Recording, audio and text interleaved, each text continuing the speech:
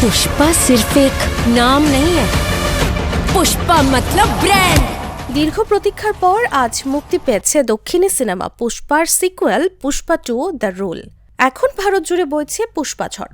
তবে মুক্তির মাত্র কয়েক ঘন্টার মধ্যে অনলাইনে এই সিনেমার সম্পূর্ণ এইচডি ভার্সনে ফাঁস হয়েছে। जब एक पति अपने भाई को की सुने तो क्या होता है। পুষ্পা 2 বেশ কিছু ওয়েবসাইটে দেখা যাচ্ছে। সংবাদ সূত্রে জানা যাচ্ছে টরেন্ট সহ অন্য বেশ কিছু প্ল্যাটফর্মে ফাঁস হয়েছে। এর মধ্যে রয়েছে iBomma, movie rules, 9X movies, Filmyzilla, Tamil Yogi, Bolly for you ইত্যাদি প্ল্যাটফর্ম।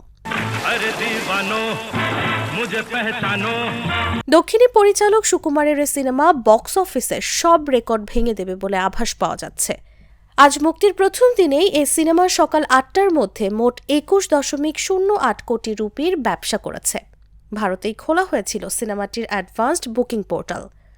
আর প্রথম 10 ঘন্টার মধ্যেই বুকিং হয়েছিল প্রায় 55,000 টিকিট। পার্টি হোগি পুষ্পা। সিনেমার পাইরেসির জন্য শাস্তিও রয়েছে। ভারতের 1952 সালের সিনেমাটোগ্রাফি আইনে 2013 সালে সিনেমার পাইরেসি সংক্রান্ত কিছু নিয়মে পরিবর্তন আনা হয়। ভারতের সেন্সর বোর্ড অফ ফিল্ম সার্টিফিকেশনও এই আইনের উপরেই কাজ করে থাকে। এই আইন অনুসারে পাইরেসির সঙ্গে যুক্ত কাউকেই রেহাই দেওয়া হবে না।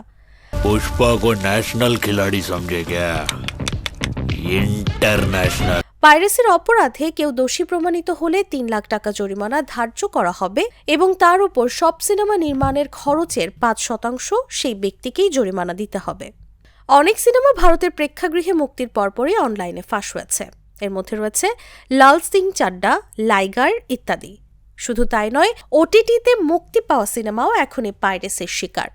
সিনেমা থেকে যে পরিমাণ আয় হওয়ার কথা ছিল সেখানে 25 থেকে 30% ক্ষতি হয় এই পাইরেসির ফলে। এ বিষয় মাথায় রেখেই ভারত সরকার পাইরেসি সংক্রান্ত বিষয়ে কঠোর আইন প্রণয়ন করেছে। लेकिन साउंड बहुत बड़ा।